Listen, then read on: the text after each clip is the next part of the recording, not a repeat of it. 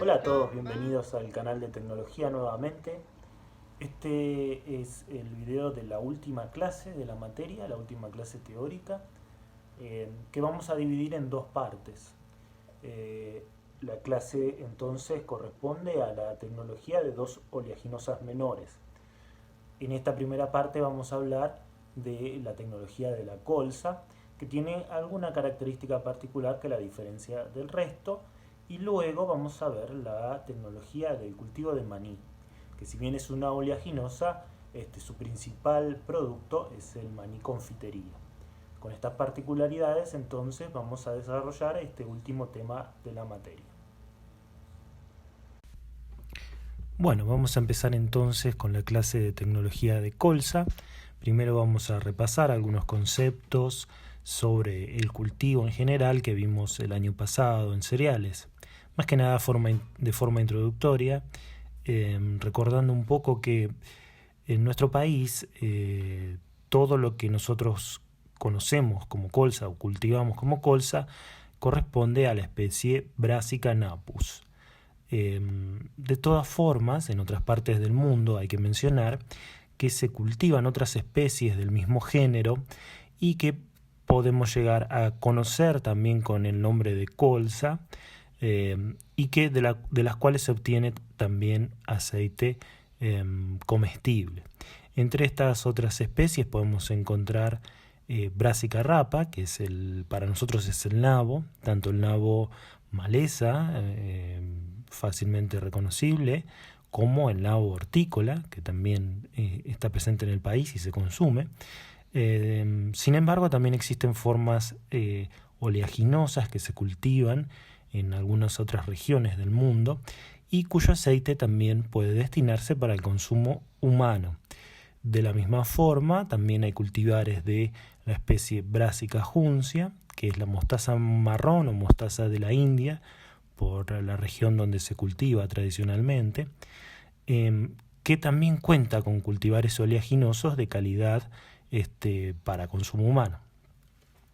Hay otras especies del mismo género que también son cultivadas, pero de las cuales no se puede obtener un aceite con calidad suficiente para el consumo humano por ciertas restricciones que luego vamos a mencionar más en detalle. Por ejemplo, otra especie cultivada del mismo género, Brassica carinata, que es la mostaza etíope de origen africana, actualmente se ha introducido en el país este cultivo y se está en las primeras etapas de evaluación y de comercialización, y en este caso su destino es la o producción de aceite con destino biodiesel, en especial para combustible para aviones. Así se está promocionando este cultivo.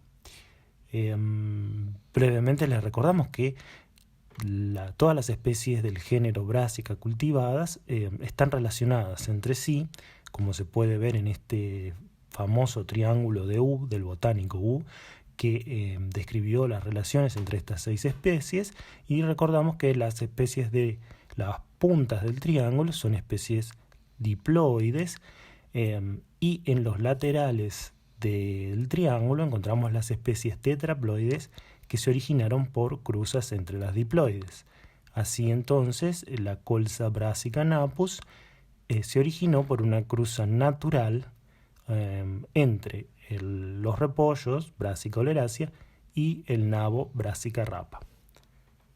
También hay que mencionar que una cuestión bastante particular, que las especies tetraploides son autocompatibles, es decir, la colza que se cultiva en nuestro país es autocompatible. En cambio, las especies diploides son de fecundación cruzada. Bueno, en cuanto al grano, el grano de colza canola de Brassica napus, los cultivares modernos cuentan principalmente con aproximadamente un 50% de materia grasa en el grano. ¿Sí? Es un grano oleaginoso netamente, con valores similares a los que se pueden encontrar en girasol, por ejemplo, y con buenos valores proteicos también, con un 20-21% de proteína. También tiene valores relativamente elevados de fibra, ¿sí? Cerca del 6%. Además de estos compuestos, hemos mencionado que el género Brassica que se cultiva para obtención de aceite, en algunos casos y en algunas especies mencionábamos que ese aceite no es de calidad para consumo humano. ¿Por qué nos referimos a esto? Bueno, porque en realidad todas las especies del género originalmente contaban con dos compuestos que restringen su uso para la alimentación humana. Uno es el ácido erúsico, es un ácido graso insaturado con una larga cadena de 22 carbonos y un doble enlace en la posición omega 9, que es un ácido graso que en ensayos en animales se ha determinado que tiene una toxicidad en el sentido de que ocasiona acumulación de grasa en el tejido cardíaco. Esto fue observado solamente en ensayos en animales, en ratas, y nunca fue evaluado directamente sobre humanos. Pero en base a estos resultados en animales, se determinó que entonces los aceites con altos contenidos de ácido erúsico no pueden consumirse por humanos. Y se restringió su consumo en lo que es básicamente toda la comercialización de aceites en Occidente al menos. Fíjense en esta tabla, observamos distintas especies, o 3 especies distintas del género Brassica, Brassica napus, Brassica rapa y Brassica juncia, que ya las habíamos mencionado, y el perfil acídico, el perfil de ácidos grasos, de todos los ácidos grasos que componen el aceite, de cada una de estas especies, pero además de distintas variedades dentro de estas especies.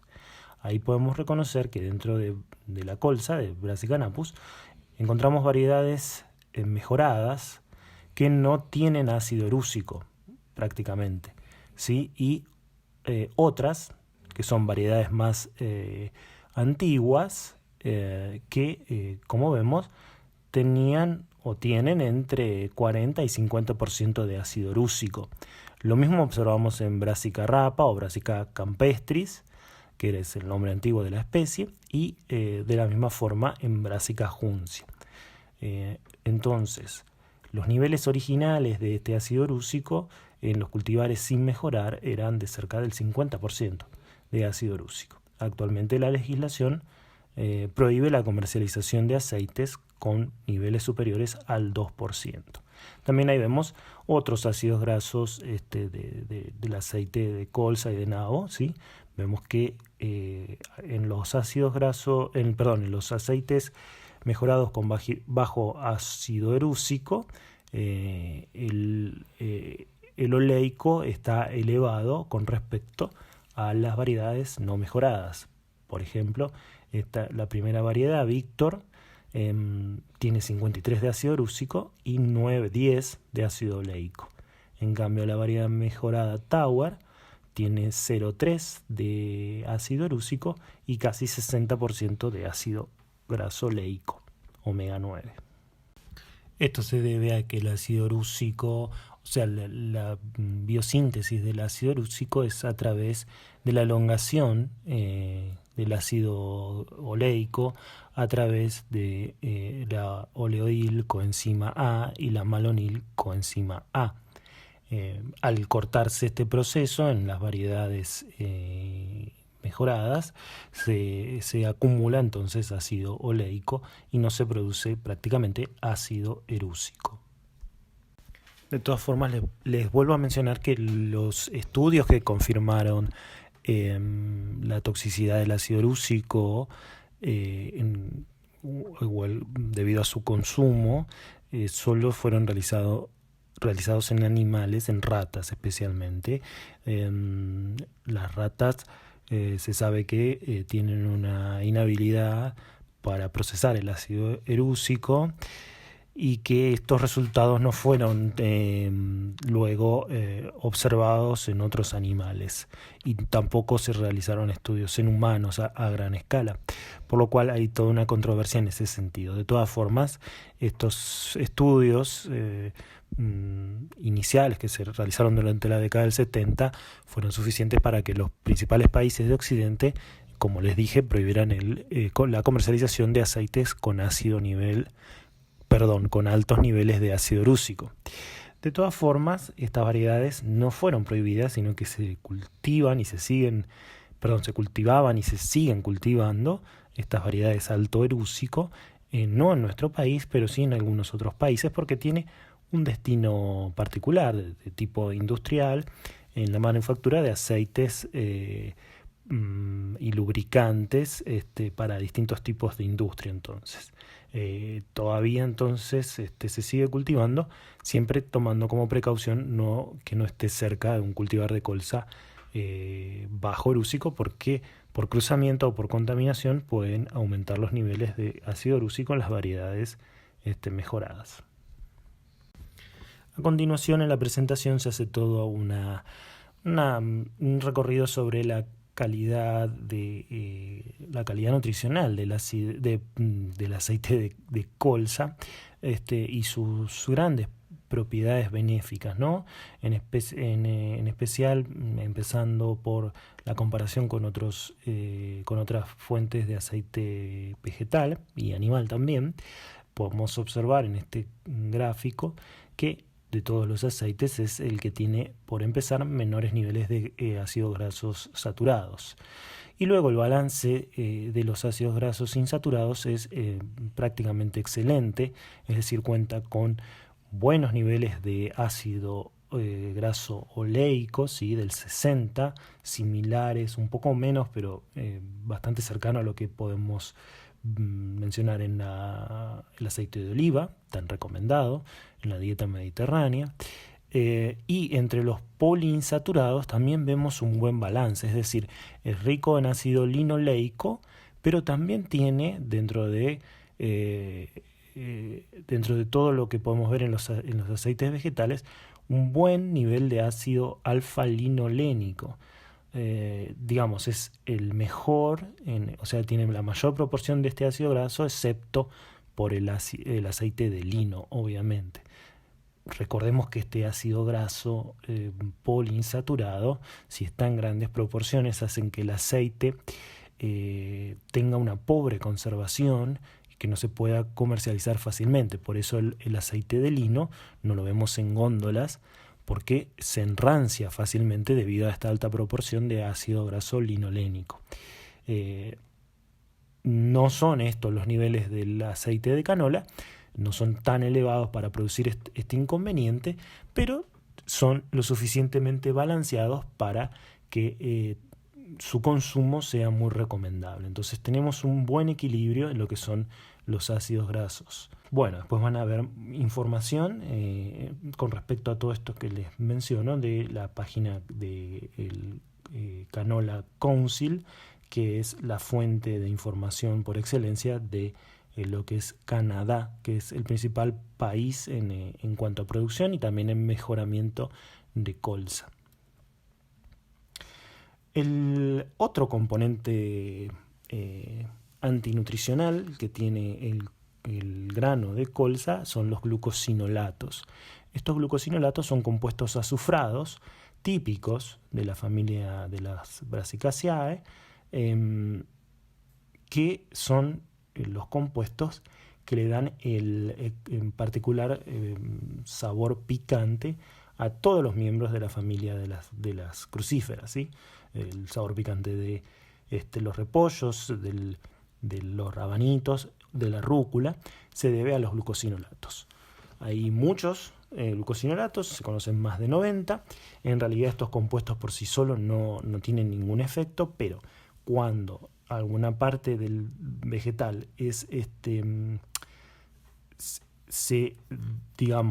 entra en contacto con una enzima que es la mirosinasa por rotura vegetal, es decir, cuando un animal come la hoja o cuando la semilla es procesada, la mirosinasa entra en contacto con los glucosinolatos y los hidroliza, produciendo tiocianatos, isotiocianatos, nitrilos y azufre. Estos compuestos son goitrogénicos, es decir, antitiroideos. Interfieren con la enzima tiroidea y provocan efectos antinutricionales principalmente en animales monogástricos. También pueden pasar el sabor tan particular a los productos, ¿sí? Esto es especialmente negativo en, por ejemplo, la producción láctea. Estos glucosinolatos entonces se encuentran en altos niveles en variedades no mejoradas de todo el género y en realidad de toda la familia.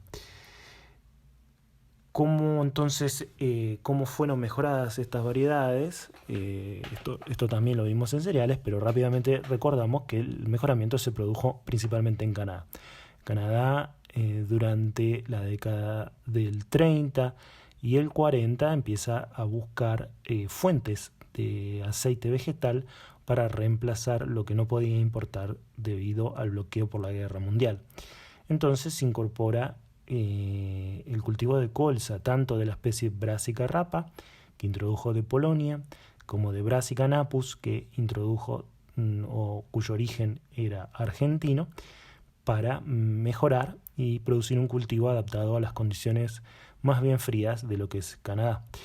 Las primeras variedades mejoradas de estas dos especies se obtienen a mediados de la década del 50 de ambas especies, que pasan a conocerse como colza polaca para Brassica rapa y colza argentina para Brassica napus. Hasta este momento ambas tenían altos niveles tanto de ácido erúsico como de glucosinolatos. Mientras tanto, en el país la especie Brassica rapa era bastante abundante en los cultivos como maleza. Pero por la misma década del 30 era tal la abundancia de la especie como maleza que los productores la separaban del cultivo de trigo, del cultivo de lino, y vendían por separado la semilla de la maleza del nabo, que incluso empezó a cotizar en bolsa porque se destinaba a la producción de aceite de nabo, un aceite de tipo industrial que el mismo Ministerio de Agricultura promocionó su cultivo por separado. Luego del descubrimiento de los efectos tóxicos en animales del ácido erúsico y los efectos antinutricionales de los glucosinolatos, Canadá siguió con el mejoramiento para obtener variedades con bajos niveles de ambos compuestos. A fines de los 60 y principios de los 70, obtienen variedades de las dos especies, de Brassica napus y de Brassica rapa, con bajos niveles de ácido erúsico. Y unos años más tarde obtienen variedades que se conocen como doble cero, es decir, con bajos niveles tanto de bajo erúsico como de glucosinolatos. Por entonces el nombre en inglés del cultivo, ¿no? Que es oilseed rape, no tenía buena aceptación entre los consumidores, principalmente por estas noticias de que era no mejorado, era tóxico. Entonces en Canadá se decidió cambiarle el nombre para de forma comercial que sea más atractivo. Así surge el nombre de canola, que según se dice significa su origen sería un acrónimo de Canadian Oil Low Acid, es decir, bajo en ácido erúsico. Así surge entonces como nombre comercial el nombre de canola, con el que actualmente se conocen a todos los cultivares del género Brassica que producen aceite de tipo doble cero, tanto de la especie Brassica napus, Brassica rapa, y a inicios de los 2000 se obtienen variedades de Brassica juncia, que es una especie más resistente a la sequía y al calor, también doble cero o canola. Bueno, pasando a hablar un poco de los números de producción, a nivel mundial es un cultivo de gran importancia. Es el segundo grano oleaginoso en producción, ¿sí? Luego de la soja, que es el primero. En cuanto a cultivos en general, es el sexto cultivo en importancia, luego del maíz, el arroz y el trigo, la soja y la cebada. Actualmente se están produciendo aproximadamente 70 millones de toneladas en todo el mundo. En cuanto a producción de aceites, es el tercer aceite en producción, con un 14% de todo lo que se produce, siendo los más importantes el aceite de palma, que no es un grano, y el aceite de soja.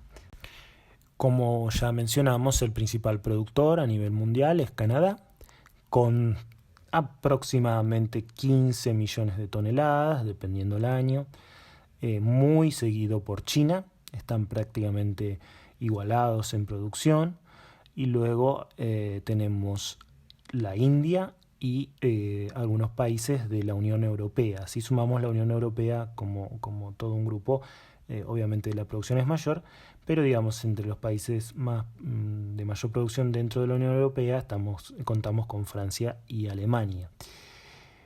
Acá hay que mencionar una cuestión particular: todos los países que digamos podemos englobar como Occidente, es decir, de la Unión Europea, Canadá, Estados Unidos, Argentina, Brasil, todos producen colza de tipo 00, solamente, canola. Salvo una producción muy limitada en algunos países de la Unión Europea como les decía, de variedades de alto lúcico. En Asia, en China, en India, la principal producción es de aceites no 00, ¿sí? De aceites, o sea, no de calidad canola. En cuanto a la producción en Argentina, acá hablamos de otra situación. En nuestro país la importancia de la colza, como saben, es muy reducida. En los últimos 10 años podemos decir que la producción rondó las 60.000 toneladas en una superficie de entre 35 y 40.000 hectáreas. Eso hace que el aceite de colza sea un aceite menor, ¿sí? Si vemos acá, la soja obviamente es el aceite mayoritario, la principal producción de aceite del país, seguido por el girasol, por el maní, y luego tenemos los aceites de tipos menores, donde encontramos como un subproducto el aceite de algodón, el aceite de cártamo y luego recién el aceite de colza. Esto para un promedio de 10 años. Sin embargo, en los últimos años vemos que aceite de colza prácticamente se ha dejado de producir en nuestro país. Y ahora les vamos a mencionar bien por qué. En cuanto a la producción, más allá de algunos ensayos y evaluaciones que se hicieron a fines de la década del 70, el cultivo no es introducido efectivamente hasta la década del 90, donde se inicia con fuerza, pero luego baja, por problemas principalmente de comercialización y de costumbre del cultivo entre los productores. Y luego a partir entre 2011 y 2015, por problemas de comercialización en el cultivo de trigo, del grano de trigo, los productores empiezan a buscar alternativas de invierno, y ahí la colza, además de la cebada por supuesto, empieza a tomar más protagonismo y se encuentra con una gran producción que tiene un pico en el 2012, donde se producen más de 120.000 toneladas. Y de todas formas, a partir de eso, la caída ha sido prácticamente continuada año tras año, y en el último año que tenemos registro, la producción apenas supera las 35.000 toneladas.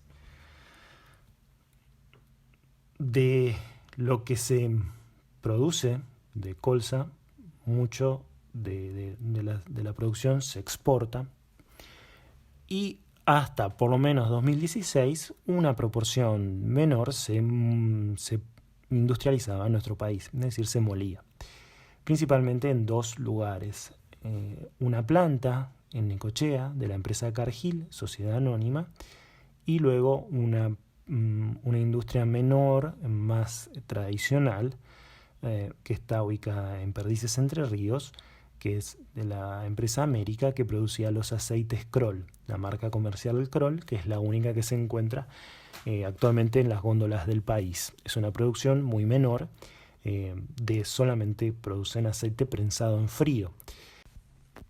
La planta de Cargill cierra en el año 2016 y entonces, como vemos en este gráfico, la caída en la molienda del grano de colza es prácticamente total. Lo que se está moliendo en nuestro país actualmente es una pequeña proporción que está moliendo solamente el molino de América Kroll, Sociedad Anónima. Entonces hablamos de menos de 100 toneladas que se están moliendo en nuestro país. Esto es lo que les mencionaba entonces previamente. Entonces todo lo poco que se produce de colza en este momento prácticamente se exporta como grano y prácticamente nada se está industrializando en nuestro país. El proceso de industrialización que sigue el aceite para la producción de aceite de colza es muy similar al procesamiento del grano de girasol, que ya vieron en profundidad con pelo. Así que simplemente acá hay un gráfico muy esquemático del proceso. Solamente se lo vamos a mencionar rápidamente porque ya lo vieron bien en detalle. De todas formas, en nuestro país no hay entonces una industria que esté realizando este proceso, sino que el molino de América, que produce el aceite Kroll, hace simplemente un prensado en frío, ¿sí? Lo que hace que el aceite sea se promocione como de mayor calidad, por supuesto, pero en el caso de la colza eso implica que tenga un sabor más fuerte, más picante, debido a ese proceso sin mayor refinamiento. El proceso tradicional del aceite, bien digamos de forma industrial y que produce un aceite refinado prácticamente sin sabor, es el que se muestra en este esquema, en donde vemos como la semilla entonces, luego de ser almacenada, es limpiada y acondicionada, y que como punto por ahí para remarcar, sufre un proceso de cocinado, es decir, de temperatura de 85 a 95 grados centígrados, que lo que produce principalmente, el objetivo de este cocinado es inactivar esa enzima mirosinasa que les mencionaba anteriormente, que es la que actúa sobre los glucosinolatos, produciendo los compuestos que habíamos mencionado, que son antinutricionales y que causan el sabor picante de estas sustancias. Entonces, ese proceso de cocinado lo que busca es inactivar la mirosinasa principalmente. Antes de este cocinado puede haber un precalentado a menor temperatura, 30-40 grados centígrados, para que la semilla se torne más flexible y eso evita que se pulverice, y luego pasa a ser laminada mediante rodillos. Luego de ese laminado pasan al cocinado propiamente dicho. Por otra parte, el cocinado además cumple otra función muy importante, que es coalescer las gotas de aceite pequeñas en otras más grandes, que luego van a ser separadas más fácilmente cuando se pase a la etapa de extracción propiamente dicha. Entonces, luego de esta cocción, como les había mencionado, la semilla pasa a prensas, a tornillo o expeller, que lo que hacen es reducir el contenido de aceite de 42, 45, 50 hasta más o menos un 20-16%. Luego de este proceso, como vieron en las clases anteriores, lo que queda de aceite es extraído mediante solventes químicos. Luego el solvente es recuperado y así se obtiene el aceite crudo. Luego el aceite crudo sigue todo el proceso de refinamiento hasta obtener el aceite refinado mediante todos los procesos que ya vieron en las clases anteriores, como les mencionaba. Bueno, entonces esto es más o menos muy brevemente También hay algunas imágenes de alguna maquinaria utilizada en el proceso, pero esto es más que nada, como les digo, es un proceso muy similar al que ya vieron y no vamos a profundizar más. Y finalmente, para terminar, tienen la norma de comercialización de colza 00 o canola, donde están especificados los niveles máximos de ácido erúsico y de glucosinolatos, además de el contenido de materia grasa y la acidez de la misma. Bueno, así termina entonces la primera parte de esta clase. Con un repaso general de lo que es la tecnología de la colza, y en un próximo video vamos a ver la segunda parte referida específicamente a la tecnología del maní, principalmente maní confitería. ¿Sí? Nos vemos entonces en el próximo video.